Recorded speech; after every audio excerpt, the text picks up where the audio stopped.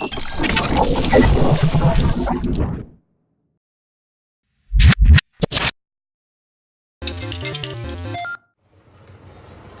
listening to a Mash Those Buttons podcast. Visit mashthosebuttons.com for a full podcast schedule. Cargo secured. Extraction complete.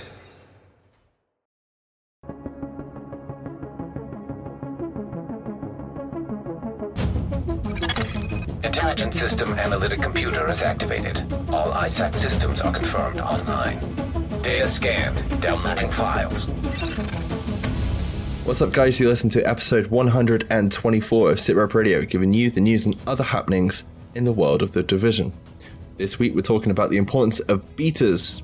But first, my name is Mike. Joining me are my co-hosts, Robert. Hello. And Luke. Hello. Hope yourselves and our listeners have had an awesome week, and welcome to any new listeners of the show. Wait for Luke to figure out where the fuck he is. I wasn't on the script. Sorry, my mistake. Quick thank you to anybody who has supported us over the last week over on Patreon. It's deeply appreciated by all three of us. If you haven't already and you do want to support the show in some way, shape or form, head over to patreon.com/SITREP Radio. We'll be posting weekly images, behind the scenes content, etc., from when we record these shows. And we are also, Mike is working on videos from the footage we shot whilst we were over in Gamescom last week. One video, I'm not making multiple. Oh, it's just one video, is it? Okay. I was giving you more work to do. Have you done any work on it, by the way? No, I haven't had any time off sick, unfortunately. Guess who was sick this week, guys? I'll give you a hint. It wasn't me and it wasn't Mike. I'm not even going to respond to that. I was genuinely ill. Fuck you guys. It's the first time in 2 years you've genuinely been ill. All the other times you're just like, I fancy playing this game. No, well, hang on a minute. How were you genuinely ill when Destiny 2 came out? Well, Destiny 2's decent content came out. No, that came out last week, dude. Well, yeah, but you got a raid to prepare for. No, I don't. I don't have a raid team. And for those of you that have supported us over on Patreon, you will find the first episode of our SITREP cast over on Patreon. New show. Yeah, we're basically, it's not suitable for work, off topic. Us three sat down with beers, drinking and talking. Yeah, Mike got drunk. Everything nerdy, I guess. Not as drunk as you. Oh. No, I think I was the only sober one on that podcast. I think you'll find. Get the fuck out! You were like at this. No, you start off that episode like. Oh no! I started off sober. Yeah, I remember now. You didn't end it sober. No, true. Doesn't end any podcast sober, does he? No. You got called out as well. Worst Yorkshire accent. Yorkshire accents. What's a Yorkshire accent when it at home? Go on. I'm trying to think of something that's I'm not going to really offensive. Oh, anyway, let's get down to some news. State of the game. Unfortunately, there's not that much this week. I was just going to say, if we got any. I've got some However, news. I don't care. Shut up. If you are interested in playing The Division for the first time on any other console or platform of your choice, there's a free weekend currently going on PC, Xbox, and PlayStation 4 from I thought the PC was last September. Weekend. I thought the PC was last weekend. I'm pretty sure all of them are open for the following weekends. All right, okay. So you will be able to play it this weekend across all platforms. If you're interested. That's pretty cool, actually. Yeah, it is. Yeah, there's not that much news in the world of The Division. I think there's more news in the world of frickin' DC Comics or DC Universe than The Division this week, but that's a topic for a different podcast. No, expand. What do you mean? Have you not heard the news? No, I've been ill. Dead. Henry Cavill's out as Superman. Nobody cares.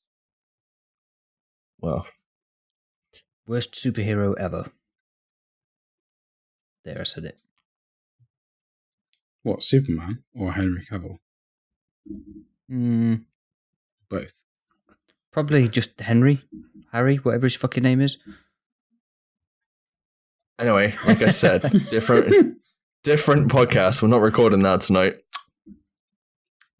I guess that's a bit of a taster for you. Anyway, this week's discussions, if we have enough time, I'm going to talk to you guys, or ask you guys. Obviously, all the talk about betas and early access and things like that. I want to basically ask you guys, how important do you feel the beta is to the Division 2 itself for players? Because obviously a lot of people will see it as like early access to the game, trying the game out, and not really care so much about the final product that they're playing. They'd just be like, cool, I got to play it first. But how important is the actual beta, do you think, for the future of the Division 2? In terms of its importance, I think it depends when it comes. And to answer your point on a lot of people won't care, I think that'll be with this community. I think that'll be a pretty even split. A lot of people will want early access, or we played it first, check out a few YouTube videos and then move on to the next big thing. I think a lot of people, from what we've seen from like PTSs and stuff previously, a lot of people invest a lot of time into giving like some really detailed feedback. So I think it'll be a nice, even-ish split. That's what I think anyway. No, I agree with regards to the time for sure, because like if we get a beta literally a month before the game's release, that is not enough time to change or implement any feedback at all. Yeah, 100%. Which is the whole reasoning behind a beta in the first place. Rob, some thoughts? It all depends on the amount of testers they have on for the Division 2. Like if they have a shitload of testers, then they're not going to want. They're going to just beta like the servers. They're going to like do a closed beta for like testing the game, and then an open beta for testing the servers and how well they handle the demand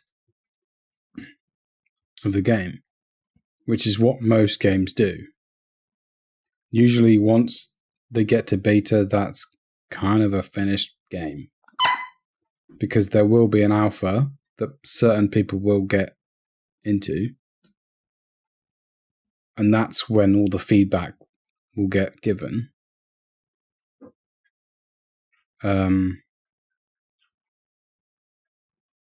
Who gets into that alpha is like, it's exclusive as fuck, I expect, but yeah, I don't. Like what Luke said, it depends on when it comes out. If they run the beta as a PTS, then yeah, it needs to be early as fuck. Let me ask you both this then. When would you want the beta to come out so that we can give really good feedback and maybe make an impact on some part of the final release? November. Yeah, I'd have to say somewhere between November and beginning of January, because 3 months, I know with everything else that they've probably got to put in the game and finishing touches and just generally getting the game out there finished. And you've got to take into account that a lot of people don't work over December. Like a good portion of December is just holiday. Yeah, true. I think we're all three of us are on the same page. I was thinking any time before Christmas. So. I feel like 3 months would be enough time. Like, I guarantee now there's going to be a day one patch. That's just how things go with these games nowadays. That's, there's not going to be a demo for the game, I wouldn't have thought, because there's just there's no demos anymore. Kind of already had it, I suppose, haven't we, when you think about it? Well, yeah, the one at Gamescom that they're showing around, but like for the overall build, if you know what I mean. Yeah, I get what you're saying. Sorry, yeah. But demos are obsolete, and obviously betas are now seen as the new demo. Yeah. That's my only worry is everybody's, rushing to pre-order for a beta, but how many people are actually going to take the time to test properly? And I know, like, there's a lot of people out there, like Wids, Marco, I can't think of anybody else off the top of my head right now, but that will spend the time and the effort breaking stuff down, but also testing stuff. And I hope that time is utilized well to fix anything with the game. But I hope the beta's used to make sure like loot drops are in a good place, and the actual loot that we're getting and obtaining from certain things, that whatever happens with the Dark Zone is hopefully in a decent place at the time. Yeah.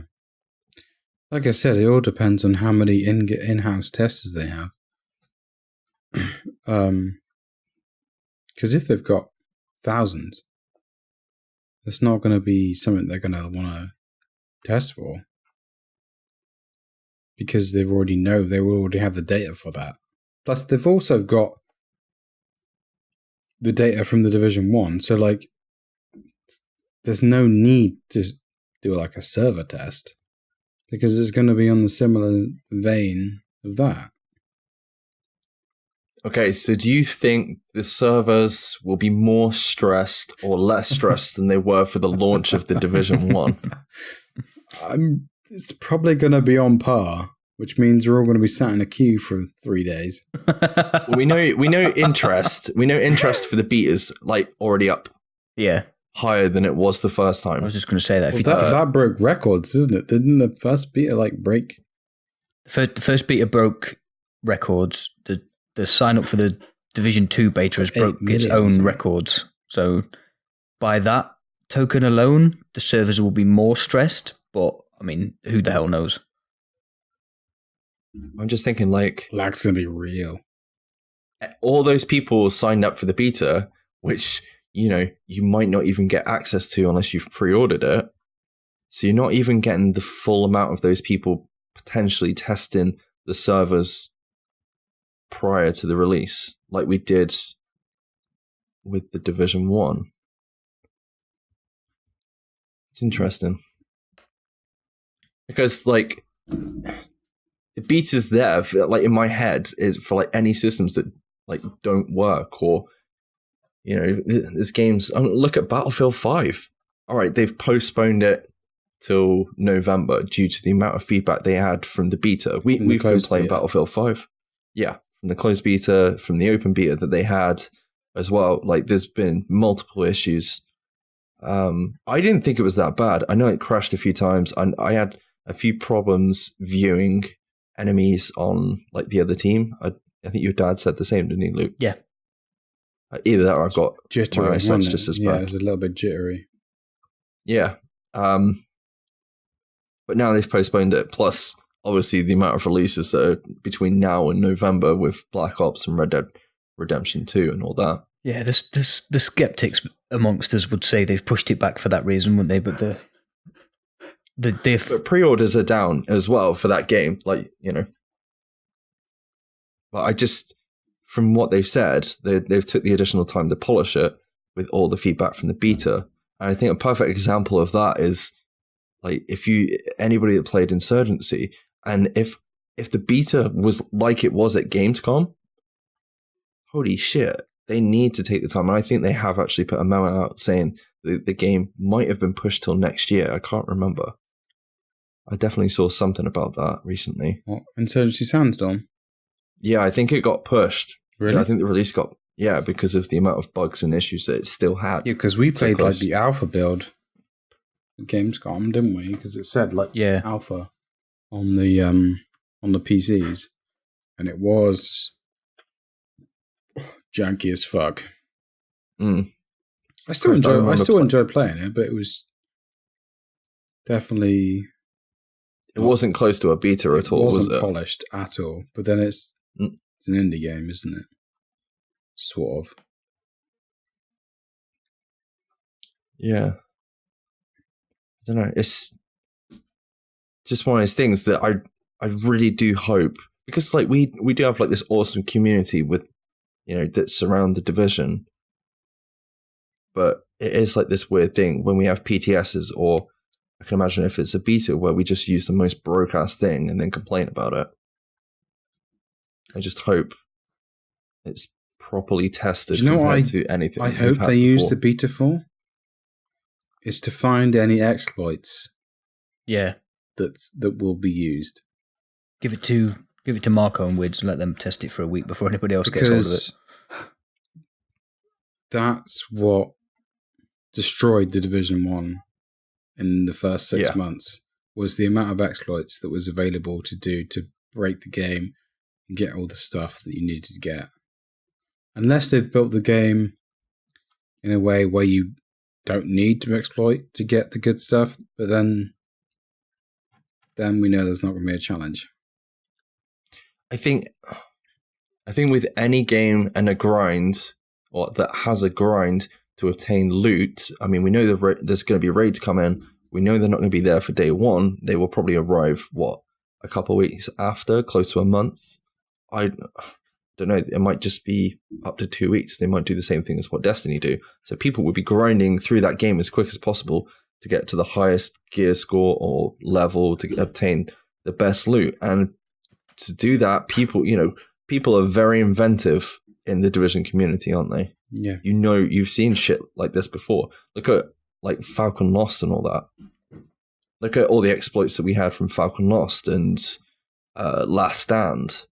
People using the med box to gain shitloads of points to get field proficiency caches, to try and get exotics and things like that. It's just insane the lengths people go to try and get loot, which they then sort out, and it was a complete waste of time, which is kind of funny. But I agree. I hope the time is used to figure out any exploits. I hope it is in a better position than it was before. I really do. Yeah, because it's something that happened in Destiny last week or this week. I'm not sure which. I only heard about it before until after they patched it. But there was like a thing with a certain engram where you could farm an engram, a certain powerful engram, and then you would just basically just level up from it, which would be it's an exploit basically. But Bungie jumped on it and patched it pretty much straight away. Yeah, I just hope there's nothing like that. It would suck. Luke? I agree. I really don't like exploits. But I'm one that buys a game like The Division for the long journey. So I wouldn't want to be at max level within 5 minutes. I kind of understand the appeal because then you get to play the end game quicker and all the good stuff, blah, blah, blah, blah, blah. But for me, part of the enjoyment of a game like The Division is the journey to get to the end game as well. Like what I've said from Division 1 before, when I went around and collected all the phone recordings and crash drones and stuff on PlayStation. I mean, I won't be doing it again on PC. It got quite boring towards the end, but knowing I'd got the carrot at the end of the stick and there was no exploit to get that carrot at the end of the stick, it made me want to do it.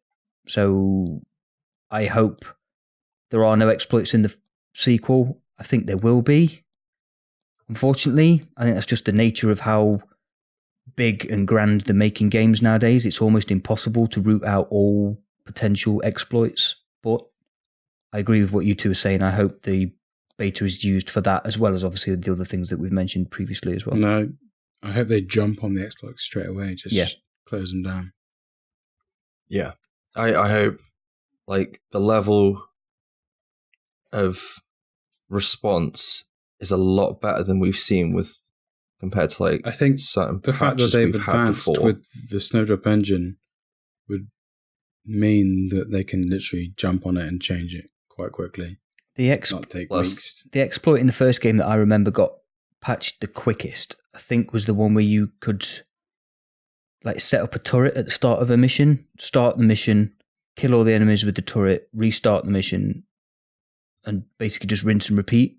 Yeah, that got patched in like less than a week, didn't it? And you were getting field proficiency caches and something else from doing that. That was a while ago. Don't get me wrong, but that might have even been during one of the GEs where you could get faster credits for something. I can't quite remember, but I remember they got patched super quick. So I'm hoping they'd sort of learn from that. But I mean, we'll see. The thing that gives me hope Yeah. that they would patch things quicker this time around is they've got a much bigger team to work on the game. And obviously they will learn the lessons from the first one as well as. So I think that is going to be the case this time round. Like, you have to be on the ball. Like, and it's not a dig. It's just a case of, like, we saw the player base drop due to multiple issues at launch. Okay, I can't see that happening with Division 2. I can't see it releasing in the same state as we had the Division 1, right? But I hope that any issues that we do come across are patched within a couple of days, because a week in a gaming community nowadays is a long time compared to like a couple of years ago. You look at Destiny, Destiny, Rob's just said they had an issue when, what was it, a day or two, and they fixed it. They patched it to stop it from happening. Yeah. There was also another issue with regards to when people getting into the raid and getting raid loot without even playing the raid. Yeah, they were breaking through a wall. They were somehow breaking through a wall, which is very similar to what happened in Division, to be honest. No, I know. Yeah. They were opening a chest in the new raid and getting loot from the new raid that shouldn't be available yet. Yeah. It's kind of shitty. I think it's just understanding the importance of how quick the turnaround needs to be on some of the fixes that we get for the Division 2, because if it goes on for long periods of time, and I can understand with regards to, like, we had it before where we had to wait for like patches to drop because of Xbox and PlayStation due to the cost of putting those patches out there every time you have to do one. But you need to do it this time, unfortunately. If you wait till you've got like 20, 30 bug fixes. It's fine, boys. We're on PC now. It's fine. Yeah, I know. You still got to wait for the freaking patch, though. So for Division 2, we're not slagging Xbox off. We're just slagging consoles off. Is that the route we're taking? Yeah. Right, that's my route. That's what I'm doing. I'm not slagging anything off, especially since I've been back playing Spiderman this week. Peasants. Tell you what, though, You're a console peasant, Mike. It never surprises me the length that players would go to find these exploits. Like what Rob was just saying about the game that shall not be mentioned, trying to break through a wall. Destiny. Yeah, that one. Trying to break through a wall to get into the chest room of the new raid without doing the raid. I mean, call me naive. The raid's I not would even have out yet, dude. never have thought to even try that. Yeah, people have broken into the raid and it's not even out. But you think back, was it last year or the year before, when people were doing the same thing in the Dark Zone? They were going through, I can't even remember what it was now. They were going through something to run off their manhunt timer, weren't they? Yeah, there was breaking through the walls. All sorts of walls you could get through, weren't there? It's Never just, did it. It is insane. Yeah, we never did it. D3, like the likes people, like it wasn't, it was obviously found by accident, but once something's out there. Oh yeah, breaking into behind a wall where you can't be shot. Be a manhunt. Yeah. But then it kind of makes me think about last week's podcast where we were kind of the mindset of, if there's issues, what do we do? Do we put it down in a, on the forums? Like, obviously you put it on the forums, you put it on Reddit, you put it on Twitter, you put it out there as much as you can. Or do you be more vocal about it and start screaming and shouting about it and making videos, and then once everybody knows about it, then something actually gets done about it? No, I think when the topic we talked about last week was a little bit different because the game's at its end. When it's in development, then you just tell the devs. You don't go screaming about it because that would just make everyone do it. That's just stupid. You only do that when the devs have known and they don't do anything about it. It's like last ditch. I agree. And that's been the problem with previous PTSs, isn't it? I know it's different to the beta, but it's effectively a beta for the new content that was coming. Somebody would figure out what the most powerful gear set is in the PTS when all the classifieds are coming out, and they'd be like, look at this, you can wear this and be invincible. And then everybody in the PTS does nothing but run that gear set for 4 days solid. Oh yeah, great testing, guys. Well done. Yeah, but what are we getting from that? Like the actual patch comes out and everyone's like, what the fuck? This is broke. This is broke. This isn't balanced. Yeah, because you spent 3/4 of the patch playing a broken ass fucking gear set that was just wrecking everybody, but everyone else in the PTS is running it as well. So what are you gaining from that? Wow. And then you end up with a meta. Fun. That's what you're getting from that. It's exactly the same as the PTS. Everyone's running one gear set that's powerful as fuck just to kill each other. God, I'm sorry, but I cannot wait for the Division 2. Well, you have to. Sorry. Don't want to wait anymore. I'm honestly, I can't wait. And I'm looking forward to the beta because I just want to see how different it is. What, compared to the demo? Yeah, but that demo is just a snippet. It really is. Yeah.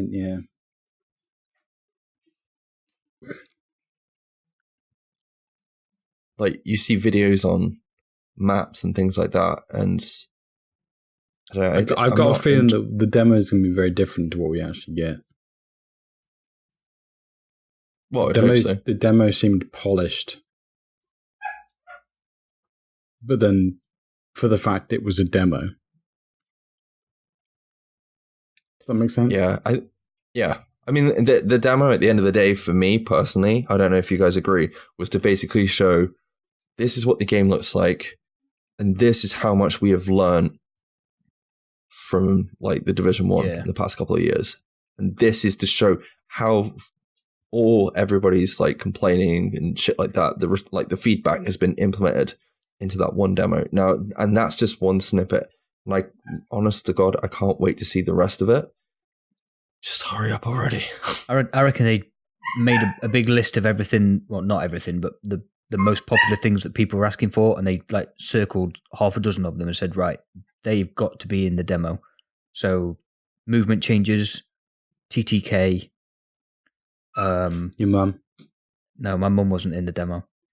Oh, I thought she was. That was a different demo. Really, dude?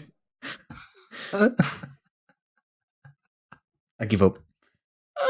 I just wanted to throw you off all train of thought there. Yeah, I think it worked. Yeah, it definitely worked.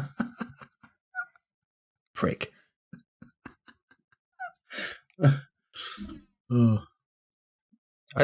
Just kind of what Luke said earlier about collecting all like the intel, Collecting his mum.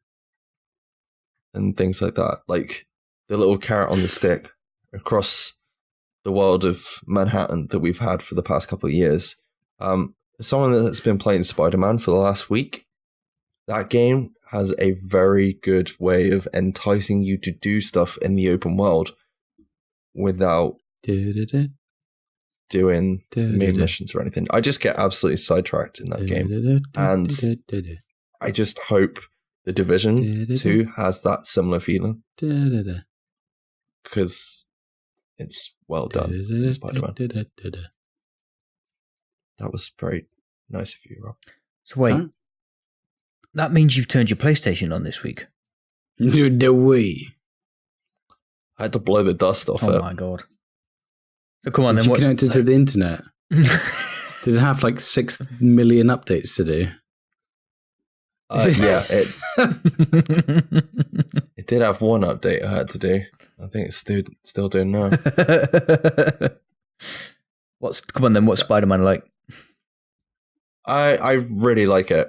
I think the thing that stands out for me the most, and it's something I've screamed for the Division, is it's not like you're just Spider-Man going around the city, but it's got a cinematic story that makes you feel like you're playing through a Spider-Man like film or something like that. And I still want that for the Division. I don't want to just be a bystander while somebody's either talking at you. Do you know what I mean? It just, the cinematic involvement in Spider-Man and the story itself is really good. I just don't want the story like left open to interpretation. And have you experienced any bugs falling through the map or anything? He's a spider. What do you expect? I've heard a lot of reports of like, I saw a video where someone jumped on a car and did the car chase, and the car was just still.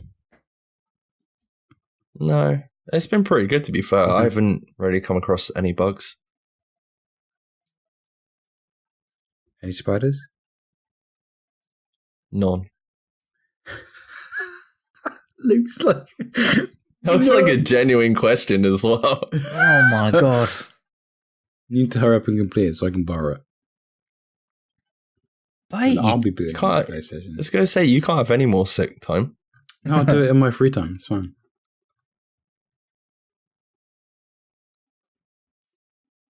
Free time? Yeah, free time. The time when the kids are asleep. Which you wouldn't know about because you have a, like, how much is that? I have a demon. 3-month-old baby? 2-month-old baby. 2-month-old baby. And a demon who doesn't sleep.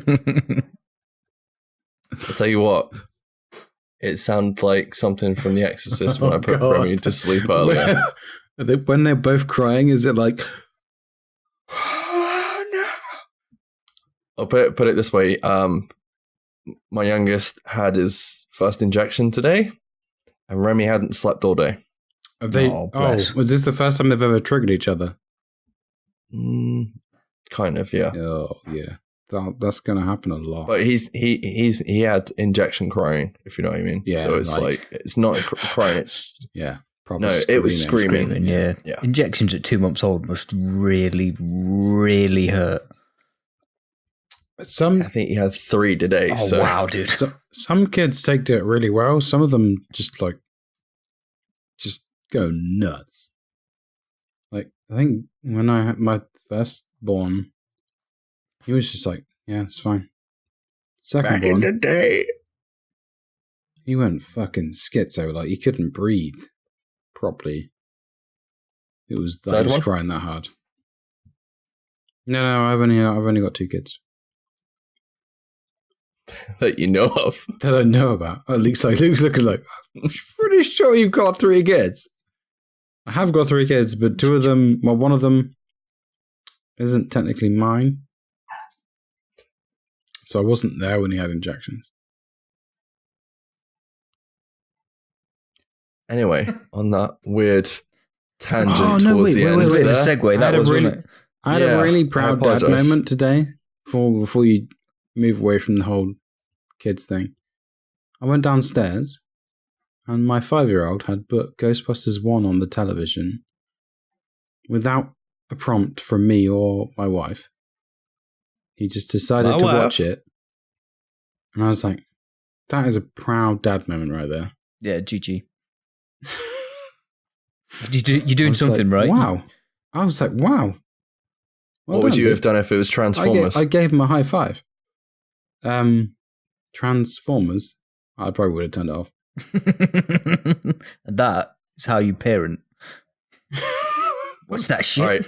Oh, God. I think I might have to bring it up on our next freaking SITREP cast. I was going to say if it was Justice League or Batman versus Superman. I know my 5-year-old doesn't understand Marvel versus DC. He thinks Batman's going to show up in a Marvel Lego thing. He's not like quite clued in just yet. I think you can forgive a 5-year-old for that. I'm working on it. Yeah, he knows who Black Widow is now, and he knows who Hydra is.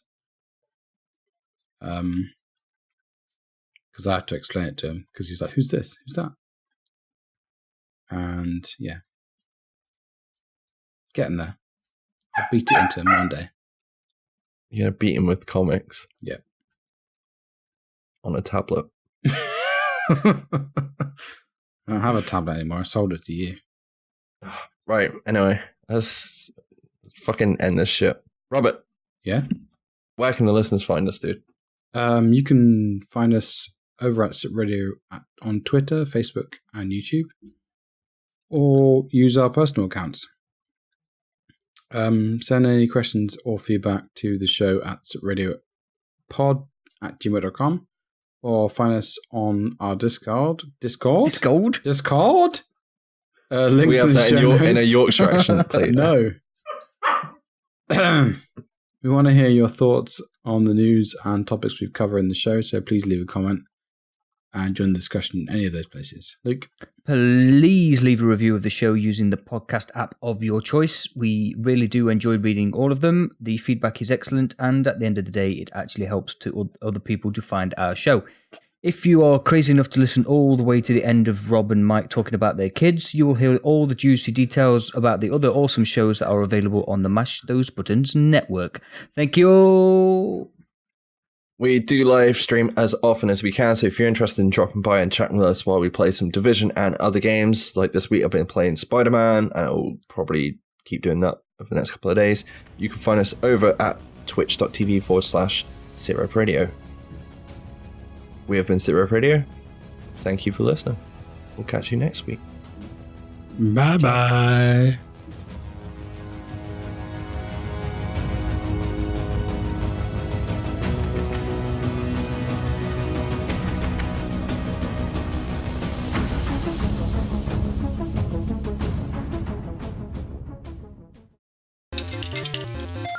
Thank you for choosing a Mash Those Buttons podcast.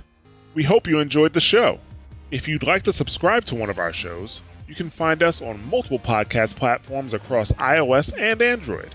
Just search for the show on a podcatcher like Apple Podcasts or Google Podcasts and hit subscribe. If you can't find us on your favorite podcast platform of choice, just go right to the mashthosebuttons.com website, grab the RSS feed, and put it into your podcatcher of choice. If you want to check out some other podcasts you may enjoy, you should check out mashthosebuttons.com/shows. For World of Warcraft fans, we have two podcasts, WoW Talk, which is our news and community podcast, and The Torn and the Goblin, which is our lore and story podcast. If you enjoy Overwatch, make sure to check out Watchpoint Radio to keep up with the latest on Overwatch and its community. If you enjoy fighting games, make sure you check out Double Tap for the latest in the FGC. If you're a fan of The Division or looking forward to The Division 2, make sure you check out SITREP Radio. If you want to keep up with the latest at Mash Those Buttons, you can follow us on Twitter at twitter.com/mtbsite, facebook.com/mashthosebuttons, and youtube.com/mashthosebuttons. We'd also like to have you join our Discord community, so just go to discord.me/mashthosebuttons and join us for a chat. Once again, thanks for listening, and we'll catch you next time. You're listening to a Mash Those Buttons podcast. Visit mashthosebuttons.com for a full podcast schedule. Cargo secure.